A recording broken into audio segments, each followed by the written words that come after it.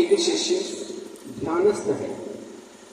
भगवान पूछते हैं, भिक्षु रोज तुम्हारे साथ ध्यान करने वाला तुम्हारी पड़ोसी कुटिया का भिक्षु कहां है? कहता है, भगवान वह बीमार है। उन्होंने कहा, तो तुम ध्यान कैसे कर रहे हो? कहता है, भगवान वो तो अपने कर्मों का भोग भोग रहा है, मैं अपना कर्म कर रहा हूं, मैं ध्यान कर रहा हूं। भगवान बुद्ध ने कहा कि तुम जब तक अपने आस पास का वातावरण ध्यान के लायक नहीं बना सकते तब तक तुम ध्यानस्थ नहीं हो सकते। जाओ पहले उसकी सेवा करो, अभी तो यही तुम्हारा ध्यान है। और उन्होंने अपने शिष्य को ध्यान से हटाकर सेवा में लगा दिया। ये भाव है बुधा भाव समन्विता, अहम ब्रह्मास्मि, मैं ब्रह्म हूं। कोई दो राय नहीं है इसमें। लेकिन क्या सामने वाला ब्रह्म नहीं है जो परेशान है? क्या इस समाज ब्रह्म से भरा हुआ नहीं है जो परेशान है? भगवान कहते हैं, अहम सर्वस्य प्रभव, मैं सबका प्रभु हूं। प्रभु का अर्थ जिससे सब उत्पन्न हुए, भूल होना। अहम सर्वस्य प्रभव, सब मुझसे उत्पन्न हुए हैं। मत सर्वम प्रवर्तते, और मेरे वजह से सब प्रवृत्ति में है, काम कर रहे हैं, मेरी शक्ति से कार्य कर रहे हैं। और जिस दिन मेरी शक्ति नहीं रही उस दिन सब शववत पड़े, लाश बन के बैठ जाए। मत चित्ता मत गतना बोधयन्तः परस्परम कथयिष्यन्ति च मां नित्यं तुष्यन्ति च रमन्ति च।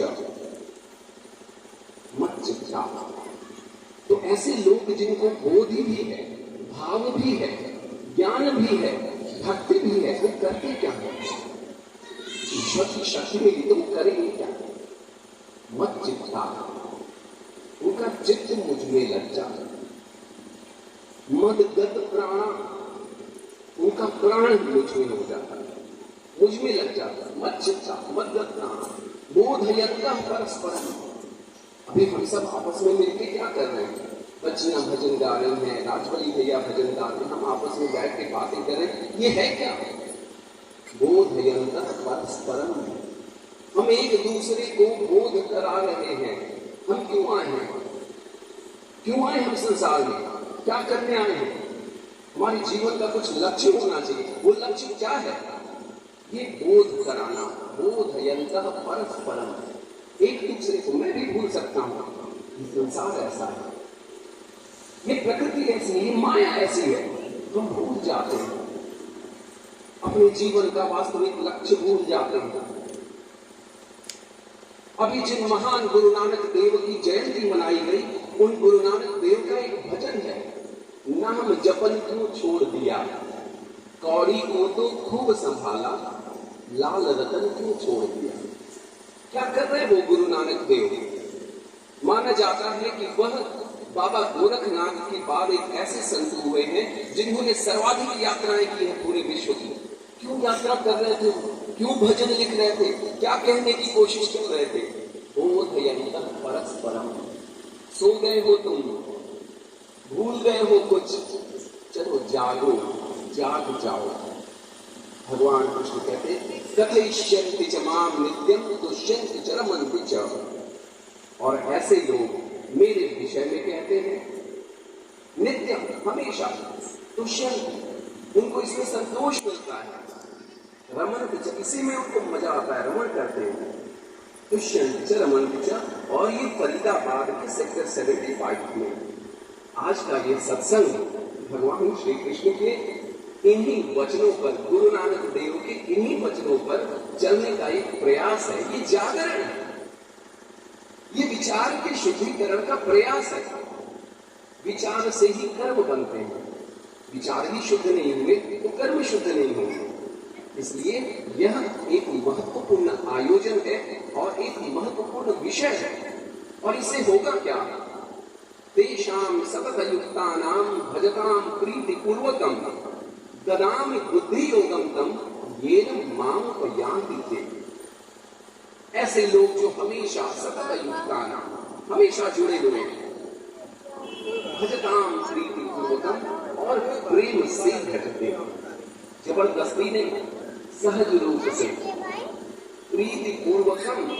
अब भजन गा रहे, आनंद से गा रहे, सत्संग में बैठे आनंद से बैठे, ये नहीं किसी ने कह दिया जबरदस्ती बोझ लेकर बैठे, नहीं, प्रीति पूर्वकम। ऐसे लोगों के साथ क्या होगा? ददामि बुद्धि योगम तम येन माम उपयान्ति, उन्हें मैं बुद्धि योग दे देता हूं जिससे वो मुझे पा जाते। ये मैं क्या हूं? यह परम सत्य है, ये परम आनंद है, ये परम अस्तित्व है, इसका विनाश नहीं होगा, मुझे पा जाते हैं। तेषामेव अनुकंपार्थम अहम अज्ञानजं तमः नाशयामि आत्मभावस्तु ज्ञान दीपेन भासः। और उनके हृदय में जो भी अज्ञान है, अंधकार है, मल है, कलमश है, कषाय है, वह सब नष्ट हो जाता है। ये इस सत्संग, इस आयोजन की महत्ता है। इसे हम श्रीमद् भगवद गीता में चतुश्लोकी के नाम से जानते हैं। एक समय था जब इस धरती पर लोग दिगंबर घूमते थे, कपड़े नहीं थे पहनने के, बारिश सताती थी, धूप सताती थी, लोग गुफाओं में छिप जाते थे, बड़े बड़े पेड़ों के कोटरों में छिप जाते, यही उनका घर था। खेती नहीं होती थी, ये समाज इस तरह से विकसित नहीं था, आदिम समाज था। और जिन लोगों ने भी राहुल सांकृत्यायन की वोल्गा से गंगा पढ़ी है, उनके कुछ शुरुआती अध्यायों में उन्होंने एक कल्पना, एक गल्प प्रस्तुत किया है कि किस तरह से वह आदिम मानव समाज हुआ करता था। कच्चा मांस खाना, आग की खोज नहीं हुई, एक दूसरे को मारना, भाई बहन के रिश्ते नहीं, ये समाज में था। वहां से आज वैज्ञानिक तकनीकी प्रगति करते हुए समाज शास्त्रीय लोगों के माध्यम से, मनोवैज्ञानिक लोगों के माध्यम से हमने इतनी उन्नति की है, हर क्षेत्र में इतनी उन्नति की है। आज हम अच्छा पहन रहे हैं, अच्छा खा रहे हैं, खेती हो रही है, तकनीकी है। गाजीपुर से फरीदाबाद आने में 10 घंटे 12 घंटे लग रहे हैं। पहले पैदल चल चल के लोग एक स्थान से दूसरे स्थान पर जाते थे, नदियां सूखती थी, कहीं और नदियां तलाश करते थे, पेयजल नहीं था। तो प्रगति तो बहुत हुई, बहुत सारी प्रगति हुई, लेकिन इस प्रगति ने हमें दिया क्या है, इस पर विचार करने की आवश्यकता है। क्योंकि जिन लोगों को भी लगता है सत्संग की आवश्यकता नहीं है, जिन लोगों को भी लगता है भक्ति की आवश्यकता नहीं है, मानव धर्म की आवश्यकता नहीं है, मानवता की आवश्यकता नहीं है, उन लोगों को इन प्रश्नों पर विचार करने की आवश्यकता है कि आखिर उन हजारों साल प्रागैतिहासिक युग से चलते हुए मनुष्य आज जब इस 21वीं सदी में खड़ा है, उसने क्या खोया और क्या पाया। इसलिए आपको बहुत दूर नहीं ले जा रहा है। आज इस वैश्विक परिदृश्य में एक बड़ी घटना चल रही है, वह है रूस और यूक्रेन के बीच चलता रहा, महीनों से चलता हुआ यह युद्ध, यह भयानक युद्ध जिसमें हजारों लोग मारे जा चुके हैं, जो युद्ध कभी भी विश्व युद्ध के रूप में परिणत हो सकता है। लेकिन यूक्रेन में जोकर के रूप में काम करने वाला और आज राष्ट्रपति के पद पर बैठा हुआ स्टैंड अप कॉमेडियन जेलेंस्की इस बात को नहीं समझ पा रहा, और वहीं दूसरी तरफ रूस में एक विघटित रूस को पूर्ण सोवियत गणराज्य के रूप में बदलने का सपना देखता हुआ, क्रीमिया पर, डोनेट्स्क पर कब्जा करता हुआ वह सनकी पुतिन। कौन समझाए इन्हें? आप इतने ऊंचे पदों पर बैठे हो, क्या आपके पास वह बुद्धि योग नहीं है जिसकी हमारे शास्त्रों ने हजारों साल से कल्पना की है? ददामि बुद्धि योगम तम येन माम उपयान्ति। हम सुख की बात कर रहे हैं, हम दुख रहित समाज की बात कर रहे हैं, और आप एक भूभाग पर कब्जा करने के लिए अपने ही हजारों लाखों लोगों को मार रहे हो, मरवा रहे हो, और तो और इस पूरे विश्व को एक अगले विश्व युद्ध की विभीषिका में झोंकने के लिए भी तैयार खड़े हो, और बेशर्मी से बयान दे रहे हो कि अगर आवश्यकता पड़ी तो हम डर्टी बॉम्ब का भी इस्तेमाल करेंगे। ये वैश्विक परिदृश्य है, आपसे छिपा नहीं है। भारत में राष्ट्रीय परिदृश्य पर आप देखोगे किस तरह से सत्ता के लिए तमाम शक्तियां, राजनीतिक पार्टियां समाज में विद्वेष का वातावरण करने के लिए तैयार हैं, कर रही हैं। आज हम हिंदू और मुसलमान इन मुद्दों में बटे हुए हैं। आज हम तमाम जातियों में, खापों में, पंचायतों में बटे हुए हैं। हम क्या सह अस्तित्व में विश्वास नहीं रख सकते? को एग्जिस्टेंस?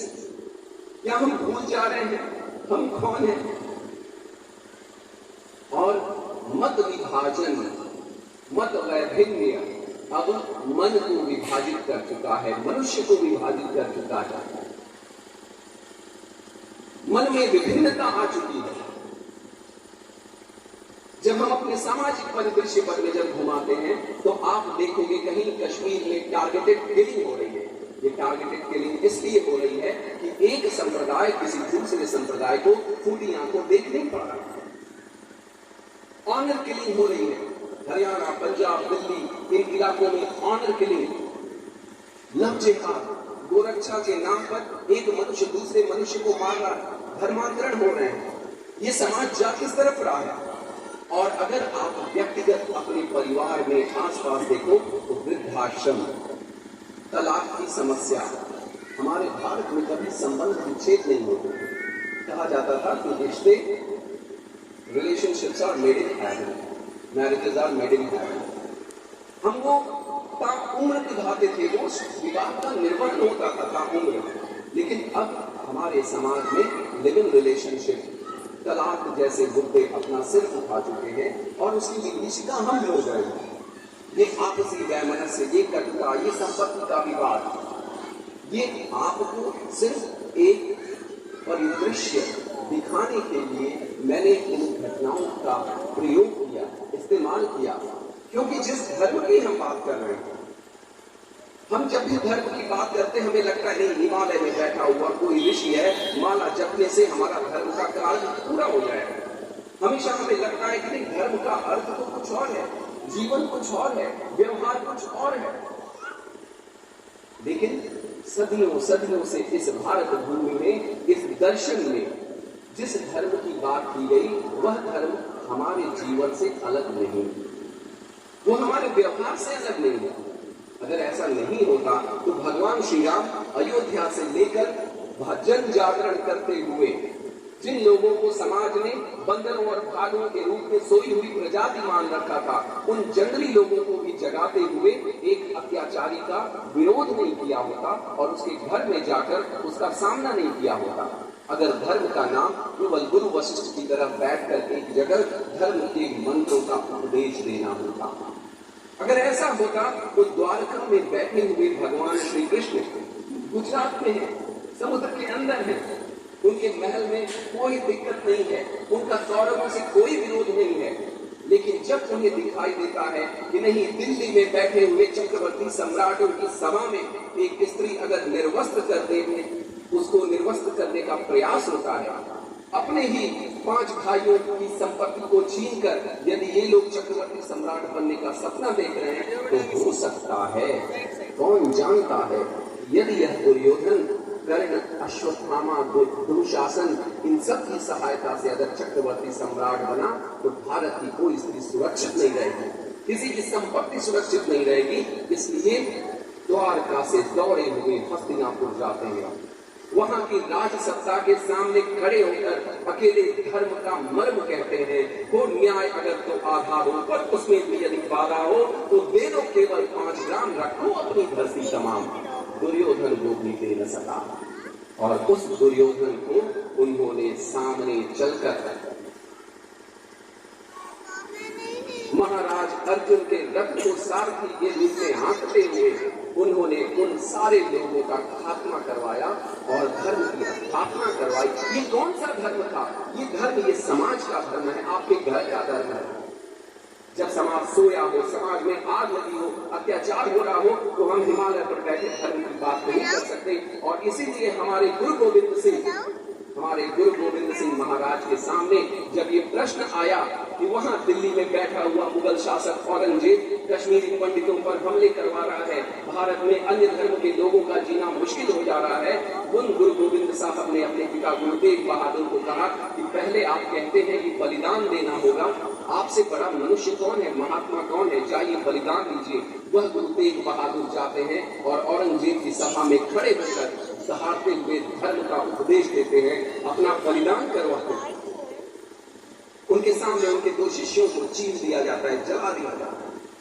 लेकिन यह धर्म की शक्ति है, यह सत्य की शक्ति है जो अन्याय के समक्ष झुकने से मना कर देती है। और उनके पुत्र गुरु गोविंद सिंह आजीवन लड़ते रहे समाज में न्याय की स्थापना के लिए, सत्य की स्थापना के लिए, धर्म की स्थापना के लिए। हम कहते हैं ये धर्म है। और इसलिए भगवान श्री कृष्ण श्रीमद् भगवद गीता के आखिरी अध्याय में अर्जुन से कहते हैं, यतः प्रवृत्ति भूतानां येन सर्वमिदं ततं स्वकर्मणा तमभ्यर्च्य सिद्धिं विन्दति मानवः। स्वकर्मणा तमभ्यर्च्य, कितनी बड़ी बात है। आज तक तो हमने सोचा कि भाई हम तो घूस ले ले और उस घूस में आधा हिस्सा भगवान को चढ़ा दें, बस धर्म हो गया। यही धर्म है।